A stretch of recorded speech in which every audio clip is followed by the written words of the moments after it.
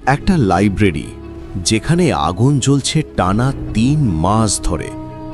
একটু ভাবুন, একটা বিল্ডিংয়ে কত বই থাকলে তার আগুন নিভতে ৯০ দিন সময় লাগতে পারে। সংখ্যাটা ছিল প্রায় ৯০ লাখ। হ্যাঁ, আজ থেকে প্রায় ৮০০ বছর আগে জ্বালিয়ে দেওয়া হয়েছিল প্রাচীন ভারতের সবচেয়ে বড় অহংকার, পৃথিবীর ইতিহাসের অন্যতম শ্রেষ্ঠ শিক্ষাকেন্দ্র নালন্দা বিশ্ববিদ্যালয়। কিন্তু কে বানিয়েছিল এই বিশাল সাম্রাজ্য?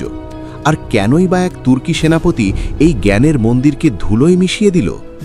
আজ আমরা নালন্দার এমন কিছু ঐতিহাসিক তথ্য জানব যা হয়তো আপনি আগে কখনো শোনেননি। সালটা ৪২৭ খ্রিস্টাব্দ। গুপ্ত সাম্রাজ্যের রাজা প্রথম কুমারগুপ্ত বিহারের রাজগীরে নির্মাণ করেন এই নালন্দা মহাবিহার। পরে সম্রাট হর্ষবর্ধন এবং পাল রাজাদের পৃষ্ঠপোষকতায় এটি পৃথিবীর প্রথম আবাসিক আন্তর্জাতিক বিশ্ববিদ্যালয় হয়ে ওঠে। আজকের অক্সফোর্ড বা কেমব্রিজ তৈরি হওয়ার অনেক আগে নালন্দায় ৩ তলা উঁচু বিশাল সব লাল ইটের দালান ছিল। ১০,০০০-এরও বেশি শিক্ষার্থী এবং ২,০০০ শিক্ষক এখানে থাকতেন।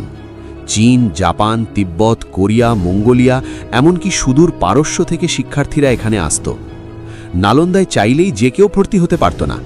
বিশ্ববিদ্যালয়ের মূল ফটকে থাকতেন দ্বার পণ্ডিতরা, তারাই ছিলেন পরীক্ষক।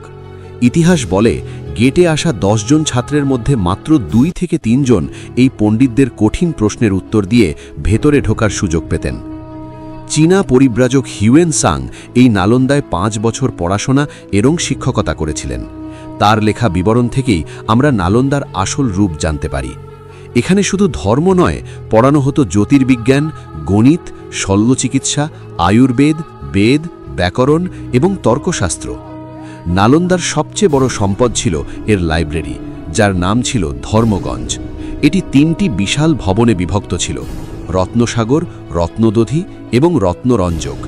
এর মধ্যে রত্নদধি ভবনটি ছিল ৯ তলা উঁচু, আর এই লাইব্রেরিতেই সংরক্ষিত ছিল ৯০ লক্ষেরও বেশি অমূল্য হাতে লেখা পাণ্ডুলিপি বা ম্যানুস্ক্রিপ্ট।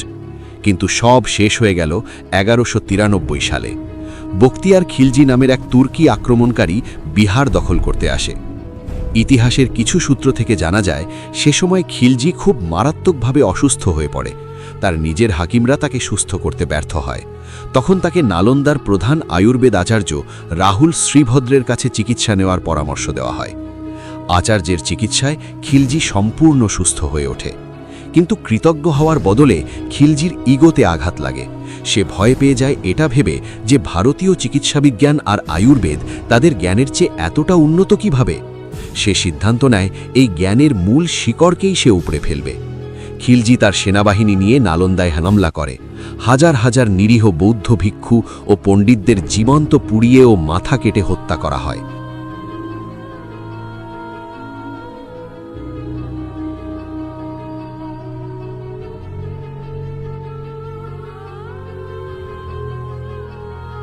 এরপর আগুন লাগিয়ে দেওয়া হয় সেই ৯ তলা উঁচু লাইব্রেরিটিতে।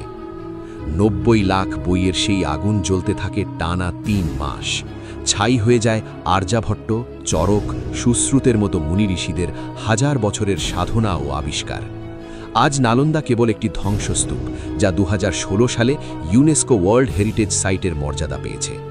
নালন্দার ওই অমূল্য পাণ্ডুলিপিগুলো যদি আজ বেঁচে থাকত, তাহলে হয়তো আধুনিক বিজ্ঞান আর চিকিৎসা শাস্ত্র আজ আরও কয়েকশো বছর এগিয়ে থাকত। নালন্দার এই মর্মান্তিক ইতিহাস আপনাদের কেমন লাগলো?